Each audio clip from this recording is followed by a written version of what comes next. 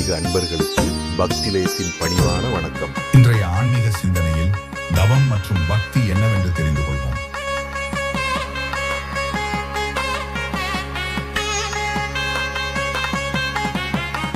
ஆன்மீக முன்னேற்றத்திற்காக உடலாலும் வாக்காலும் மனதாலும் செய்யப்படும் அனைத்து சாத்விகமான சாதனைகளும் தவம் எனப்படும். பெரியவர்களிடத்தும் இறைவனிடத்தும் கொள்ளும் அன்பை பக்தி என்பர். இறை பக்தி, அரச பக்தி, குரு பக்தி, பதிபக்தி, இப்படியாக பக்தி பல வகைப்படும். ஒரு சாலையில் ஆடு மாடுகளை வழிநடத்தி கட்டுக்கோப்புடன் செல்வது போல சிரமமானது தவம் செய்வது.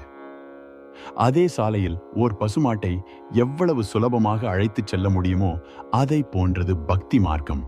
அன்பான இறைவனை அடைய பக்தி மார்க்கமே சிறந்தது.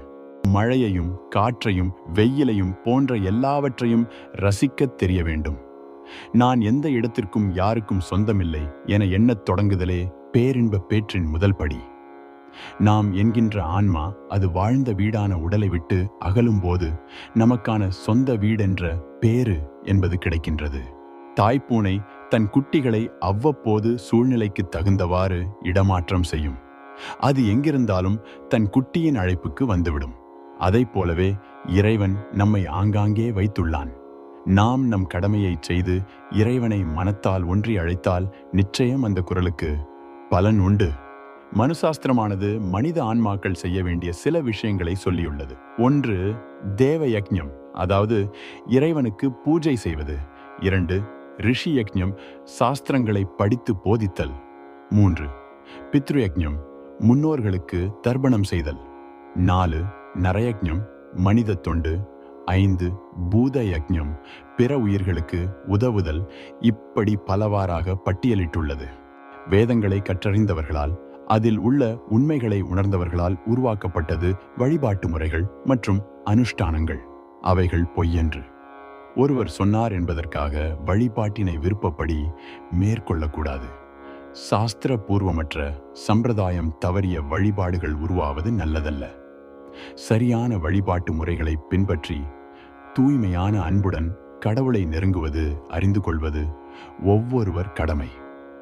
எல்லா உயிர்களுக்கும் இந்த தாக்கம் ஓர் நிலையில் ஏற்படுகின்றது. எல்லா உயிர்களிலும் உள்ளது ஆன்மாவே. அவைகள் ஓர் நிலையில் அருள் பெற விரும்புகின்றன. அதை நாடி அருள் பெற்றதாகவும் கூறப்பட்டுள்ளது. ஆந்தை கூகையூரிலும், ஆமை காஞ்சியிலும், உடும்பு மாகரலிலும், எறும்புகள் திருவெரும்பூரிலும், ஒட்டகம் நெடுங்களத்திலும், கரிக்குருவி வலியன் திருவலிதாயத்திலும், கிளி சேலத்திலும், குதிரை மங்கலக்குடியிலும், குயில் திருக்கோழம்பத்திலும், குரங்கு தென் குரங்காடுதுறையிலும், கீரி ஈழ நாட்டிலும், சக்கரவாக பறவைகள் சக்கரப்பள்ளியிலும், சிலந்தி யானை பாம்பு ஆகியவை திருக்காலத்தியிலும், சேவல் உறையூரிலும், தேனீக்கள் நன்னிலத்திலும், நண்டு திருதேவன்குடியிலும், மீன் முத்துசிப்பி ஆகியவை காஞ்சியிலும், மான் மப்பேட்டிலும், மயில் மயிலாப்பூரிலும், யானையும் சிலந்தியும் திருவானைக்காவிலும் வழிபட்டு இறைவனின் அருள் பெற்றதாக வரலாறு தெரிவிக்கின்றது. உயிர்கள் எல்லாவற்றிலும் கடவுளின் அம்சம் உள்ளது. உடலின் உள்ளே கடவுள் இருப்பதால் அவரின் அம்சம் நம் உடலில் இருப்பது சரிதானே, நம் முன்னோர்களின் அம்சம் போல. ஆனால் இதை புரிந்து கொள்ள நாட்கள் ஆகின்றது. புகை தெரிந்தால் அங்கு நெருப்பு இருக்க வேண்டும் என்பது நியதி. அதை போன்றே ஓர் அனுமானம் கடவுளை பற்றியதும். ஆனால் அனுஷ்டானங்களையோ வழிபாட்டு முறைகளையோ அறியாமல் அவற்றிற்கு முற்றிலும் எதிர்மறையாக செயல்பட்டு இறைவனை அடைந்துள்ளார்கள் என்பதற்கு கண்ணப்ப நாயனார் சரித்திரம் சான்று. எந்த விதமான பக்தி உயர்ந்தது என உண்மையான பக்தி சோதித்து பார்க்காது. பக்தி என்பது சத்தியத்தின் வாசல், குழைந்து கனிந்து பரமானந்தமாக நிற்கின்ற நிலை. அந்த நிலையில்தான் கண்ணப்பருக்கு இறை தரிசனம் கிடைத்தது. இறைவனுக்கு கொடுக்கின்ற பொருள் முக்கியமல்ல, கொடுக்கின்ற மனோநிலையே மிக முக்கியமானது.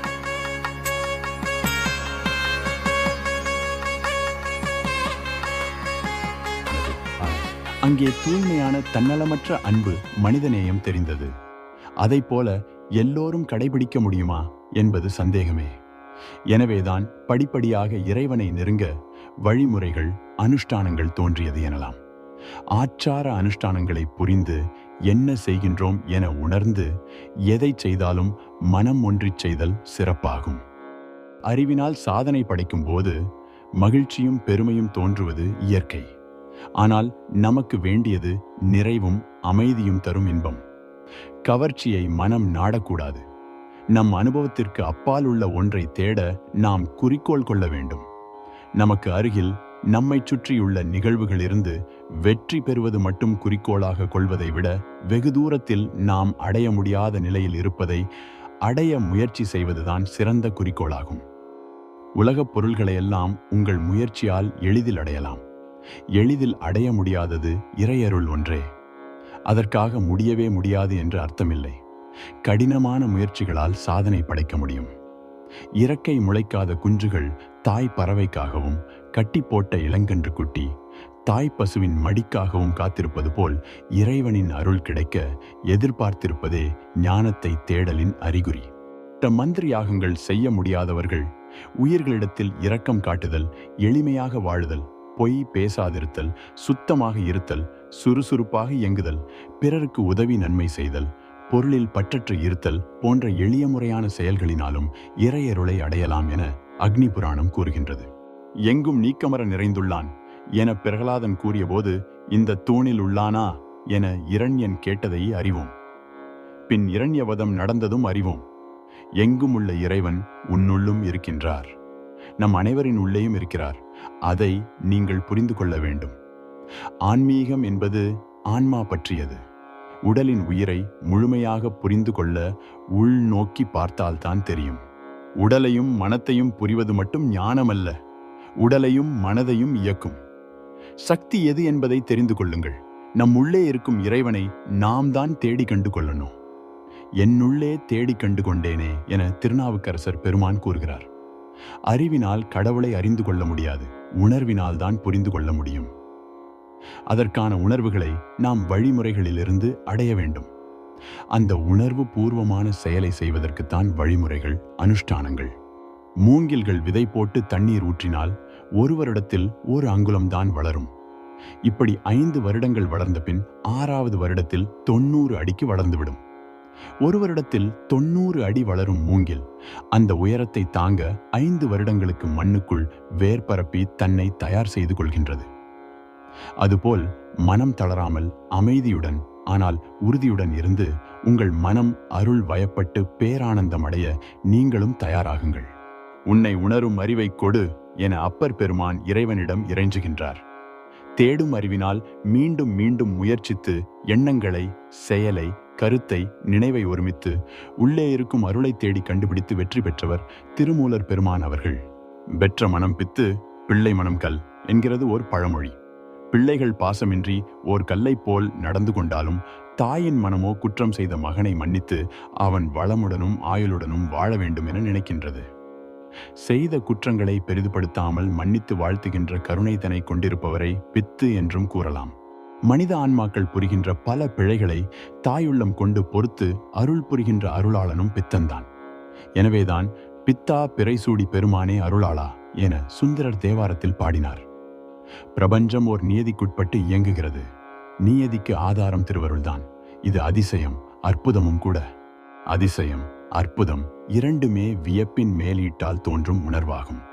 நம் கற்பனைக்கு அப்பாற்பட்ட ஒரு நிகழ்வை பார்க்கும் போதும் நினைக்கும் போதும் வியப்பு ஏற்படுகின்றது.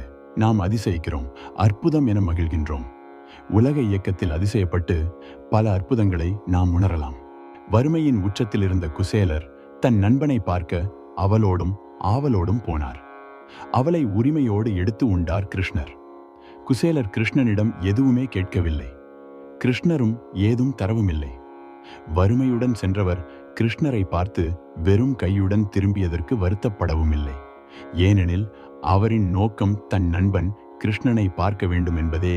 பார்த்தார், கிருஷ்ணனின் அருள் பெற்றார். எதையும் கேட்காமலே எல்லாம் அடைந்தார். அருள் தரும் இறைவன் நம் கோரிக்கைகளில் நியாய தர்மம் பார்த்து அருள் புரிதல் நடைபெற்று வருகின்றது. அது அவர் கடமை. தன்னை நாடி வருபவர்களுக்கு அருளச் செய்வதுதான் அருளாளரின் பண்பு. பொருள் பெற்றுக்கொண்டு அருளுவதும் அருளியபின் பெற்றுக் கொள்வதும் ஒரு வகை வியாபாரம். வியாபாரமாக நடைபெற்றால் அது அருள் இல்லை. பின் ஏன் இவ்வாறு உண்டியல் போட்டு வசூலிக்கின்றார்கள்? அருள் தரும் பெரும் இடங்களை சீர்படுத்தி சுத்தமாக பேணி பாதுகாக்க பொருள் தேவைப்படுகின்றது. அதற்கான நிதியை சேர்த்தவே உண்டியல்கள். அந்த நோக்கில் உண்டியல்களை நிரப்ப முன்வரலாம். உண்டியல்களில் பணம் செலுத்தும் முன் அது உங்கள் பிரார்த்தனை பலிக்க வேண்டும் என்ற நோக்கில் செலுத்தாதீர்கள். இறைவன் உங்களிடம் சம்பளம் அல்லது வேறு ஏதும் பெரும் ஊழியர் இல்லை. உங்கள் பாவங்களிலிருந்து, செயல்களின் தாக்கத்திலிருந்து பாதுகாத்து நல்வழியில் மனம் செயல்பட மட்டும் உதவுபவர் என்பதை புரிந்து கொள்ளுங்கள். வேண்டுதல் நிறைவேறாவிடின் ஏமாற்றம் அடைந்து கோபமும் வெறுப்பும் அடைகிறோம். இது தவறு. வேண்டும் வேண்டாமைக்கு அப்பாற்பட்டவன் அருள் புரிபவன். உங்கள் விருப்பங்களை நிறைவேற பக்தியை கருவியாக நினைக்கக்கூடாது. தவம், ஜபமானது காமியார்த்தமாயின்றி ஆத்மார்த்தமானவையாக இருக்க வேண்டும். ஆனால் அருள் வேண்டுபவர்கள் நல்லதை மட்டும் வேண்டுவதில்லை. ஆசையினால் எல்லாவற்றிற்கும் அருள் பெற விரும்புகின்றோம். ஒவ்வொன்றிற்கும் ஓர் நியதி உண்டு, கர்ம பலன் உண்டு. அந்த வினைகளை செய்து அதற்கான பலன்களை அனுபவிக்க வேண்டும். நீங்கள் அந்த பலன்களை அனுபவிக்காவிடில் அது உங்கள் சந்ததியினரை தொடரும். அதற்காக வெறுமனே வணங்கி வேண்டுதல் விடுத்து காணிக்கை செலுத்தி கர்ம பலன்களை அடையவோ அதன் பாதிப்புகளை நீக்கவோ முடியாது. சந்தோஷமும் துக்கமும் அவரவர் கர்ம வினையின் பலன்கள். வினைகளை நாம் செய்திருந்தாலும் பயன்கள் சேருமிடம் வேறு ஒரு இடத்தில். அங்குதான் கர்ம பலன்கள் நிர்ணயிக்கப்படுகின்றன. உடலில் இருக்கும் உயிர், ஆன்மாவானது உடல் மூலமாக அதன் வினை பயன்களை அனுபவிக்கவே நிகழ்வுகள் நடைபெறுகின்றன. இறை நம்பிக்கை சந்தோஷத்தை அதிகமாக அனுபவிக்கவும் துக்கங்களை தாங்கும் மனவலிமையையும் தரவல்லது. நம்பிக்கை இல்லாதவர் சந்தோஷமாக இருக்கலாம், ஆனால் அவர் நியாயத்தையும் நேர்மையையும் கடைபிடிப்பவராக இருக்கக்கூடும். உண்மையில் தவம் என்பது எளிமையான வாழ்க்கை முறையை கொண்டதாகும். ஏழ்மை வேறு, எளிமை வேறு. மனை வாசல் என்றில்லாமல் சாலை ஓரத்திட்டுகளில் வாழ்வது ஏழ்மையாக இருக்கலாம். சோம்பேறித்தனத்தினால் வந்திருக்கலாம். உழைத்து எல்லா வசதிகளுடன் அனுபவிக்க இருந்த போதும் ஒன்றுமில்லாதவன் போன்ற ஆடம்பரமின்றி, சமூக கௌரவம் பற்றி கவலையின்றி, மாய சிந்தனைகளில் ஊழலாமல் உங்களுக்காக, உங்கள் சந்தோஷத்திற்காக தேவைகளை குறைத்து அளவுடன் அனுபவித்து எளிமையுடன் பிறர் நலன் காத்து வாழ்வதே உண்மையான தவம். தனக்கு ஏற்பட்ட துன்பங்களை பொறுத்து கொண்டாகிலும் மற்ற உயிர்களுக்கு துன்பம் தராச் செயல்களை செய்யாதிருப்பது தவத்தின் மகிமையாகும். நாம் என்ன நினைக்கின்றோமோ அதையே மீண்டும் மீண்டும் நினைத்து செயல்பட்டால் நாம் அதுவாகவே ஆகிவிடுவோம். அந்த செயலுடன் ஒன்றிவிடுவோம். இந்த நிகழ்வுகள் இராமாயணத்திலும் சொல்லப்பட்டுள்ளது. இலங்கேஸ்வரனால் சிறைப்பிடிக்கப்பட்டு அசோக வனத்தில் இருந்த சீதை அங்கு தன் மீது பரிவு கொண்ட திரிசடை என்பவளிடம், ராமனையே எப்போதும் நினைக்கும் நான் இராமனாகி விடுவேனோ? என் கதி என்ன? அப்போது நான் எப்படி அவருக்கு உபயோகமாவேன்? நான் சீதையாகவே இருந்தால்தானே நல்லது என வருந்தி புலம்புகின்றாள். அப்போ திரிசடை, அம்மா கவலைப்படாதீர்கள், தாங்கள் இராமனை எண்ணி எண்ணி ராமரானாலும் கவலையில்லை. ஏனெனில் ராமரும் உங்களை எண்ணி எண்ணி சீதையாக மாறியிருப்பார். எப்படி பார்த்தாலும் ஒரு ராமர், ஒரு சீதைதான் என சீதைக்கு ஆறுதல் சொல்லியதாக கூறப்படுகின்றது. இந்த நிகழ்வு இந்து மதத்தின் அழகான தத்துவத்தை, எதை எண்ணுகிறாயோ அதுவாகவே ஆகிறாய் என்பதை உணர்த்துகின்றது. காந்தத்தில் இணைந்த இரும்பு காந்த தன்மையை பெற்று காந்தமாகிறது. கடவுளை நினைத்து இணைந்த ஆன்மா கடவுளாகிறது. இணைதல் என்பது இடைவிடாது நினைத்தல் என்பதை புரிந்து கொள்ளல் வேண்டும். அப்போதுதான் எதை எண்ணுகிறாயோ அதுவாகவே ஆகிறாய் என்பதன் உண்மை புரியும். கோவில் உபன்யாசத்திற்கு சென்ற யாரும் உபன்யாசகர் கூறியதை அப்படியே நினைவு கொள்ள முடியாது. அந்த குறிப்பிட்ட நேரத்தில் அவர் கூறியதை மனம் ஒன்றி கேட்டாலும் ஒரு சில நிகழ்வுகளில் மனம் லயித்து விட்டால் அது ஓர் ஆனந்த அனுபவம்.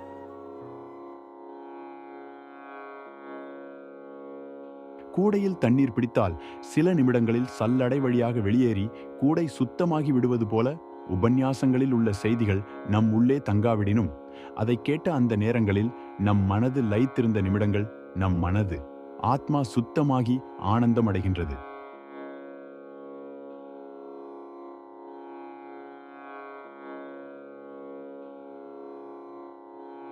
கடவுளின் கருணை சிறிதளவு கிடைத்ததும் அகங்காரம் கொண்டு மனம் போன போக்கில் தாறுமாறாக நடந்து கொள்கின்றனர். தொடர்ந்து அவ்வாறு நடக்கும்போது கடவுளின் கருணையை முற்றிலும் இழந்து பழைய நிலைக்கே திருப்பி விடப்படுகின்றார்கள். ஒரு சக்திமிக்க முனியின் ஆசிரமத்தில் ஒரு எலி வாழ்ந்து வந்தது. அங்கிருந்த பூனையினால் அடிக்கடி தொந்தரவு ஏற்பட அது முனிவரை நாடியது. அவர் அதை பூனையாக மாற்றினார். பூனை வெளியில் சென்றபோது நாய்கள் அதை துரத்தி வர அது முனிவர் உதவியை நாட அவர் அந்த பூனையை ஓர் நாயாக மாற்றினார். அந்த நாயை பசியுடன் இருந்த சிறுத்தை புலி வேட்டையாடத் துரத்த மீண்டும் முனிவரிடம் ஓடிவர அவர் அதை புலியாக மாற்றினார். புலியாக மாறிய எலிக்கு பசி எடுக்க அது முனிவர் மேல் பாயத் தயாரானது. அந்த புலி எலி பூனை நாய் புலி ஆகிய மாற்றங்களை மறந்திருந்தது. புலியின் நிலையிலிருந்து அது பாயத் தயாராகவே அதை மீண்டும் எலியாகவே மாற்றினார். இந்த கதை நிகழ்வானது கடவுளின் கருணை நமக்கு கிடைத்தால் அதை சரியாக உபயோகித்துக் கொள்ள வேண்டும். இல்லையெனில் நம்மை அடைந்த கருணை நம்மை விட்டு விலகிவிடும். நாம் மீண்டும் பழைய நிலையடைந்து வருவோம் என்பதை உணர்த்துகின்றது.